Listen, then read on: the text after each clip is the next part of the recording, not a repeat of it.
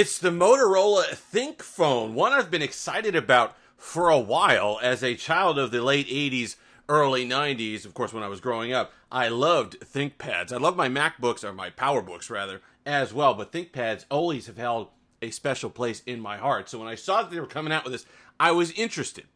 Then they marketed it kind of like, oh, it's a business phone. It's for fleet sales. You're going to give it to your sales force. It's good for security and some other things. So I got a little hesitant on it, thinking it wouldn't be available for general sale. But then I saw it available just on the Motorola website like you'd buy any other device. So I decided to pick one up for review. And I am really, really glad I did, because there is a lot to like here that has nothing to do with business. Let's start off with the price. $699 is the base price, but here's what you're going to want to do.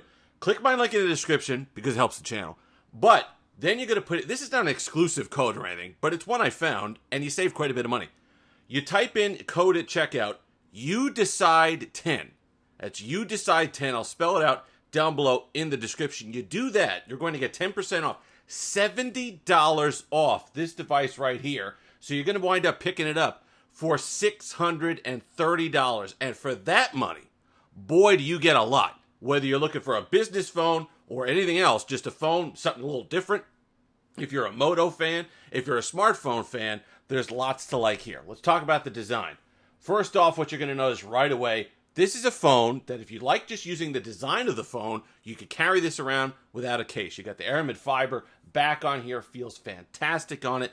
Aluminum frame, IP68 dust and water resistance, military drop tested, so 1.3 meters, whatever you're going to get, 4 feet, 5 feet of drop onto concrete, and it's going to last. The other thing is it's thin, it's light, it feels anything in the hand if you pick it up, like my S10 Plus. And if you remember how nice that felt, how light that felt for a flagship, this has a similar feel to it. Just an overall fantastic design. They've knocked it out of the park, putting some power and flagship ability in a design that doesn't have to weigh 37 tons.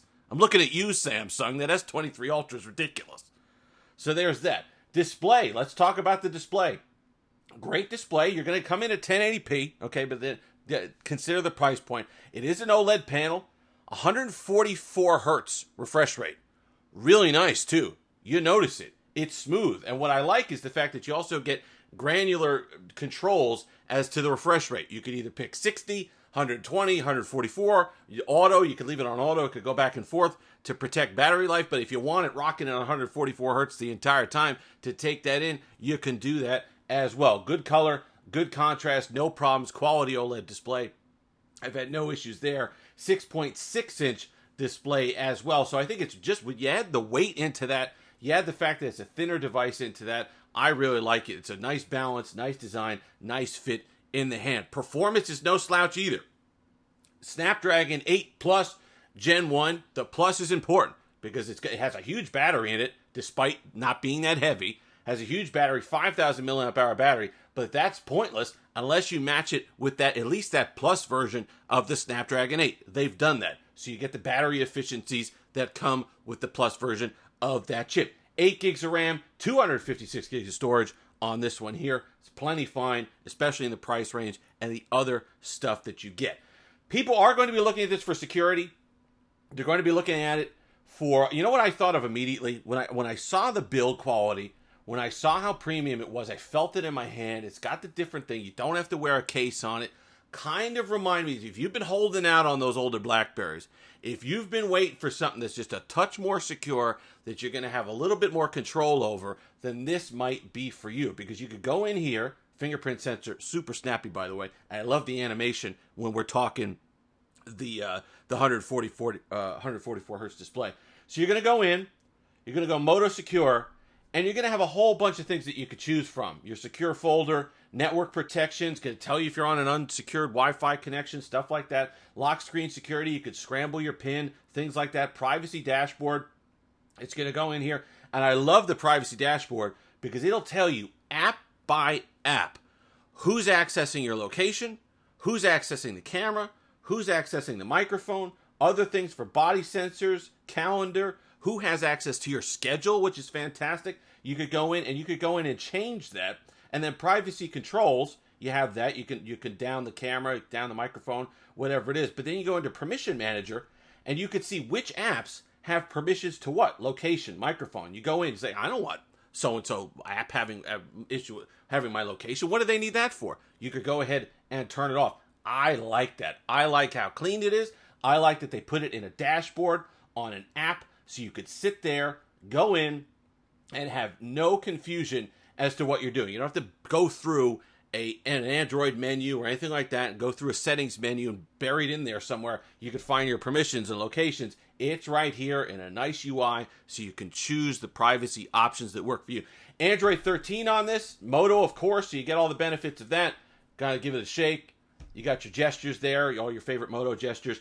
One of the downsides, well, there's going to be a few downsides. Number one, we talked about the resolution, 1080p, you're held back there. It is a Moto, so I haven't gone a lot into depth in the camera just yet, but it's a Moto camera system, so it's going to have the holdbacks of a Moto camera. Not the best so far. When we do the full review, we'll get that.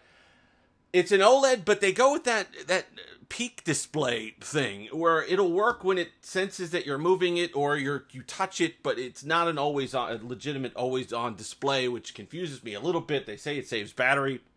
It sort of works.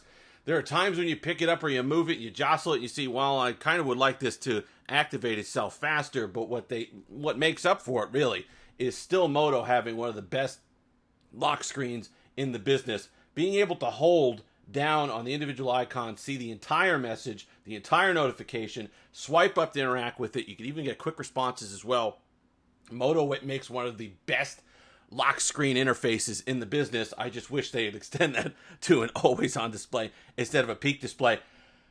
So let's talk about that battery. 5,000 milliamp hour battery. It's still learning, so I don't want to give exact figures on it yet, but it's an all-day battery. It's probably a 2-day battery. It's really good. But on the off chance that you do need to top off, 68 watt fast charging, and they include it in the box, and having compared it up against the 80 watt SuperVOOC, it's pretty darn fast.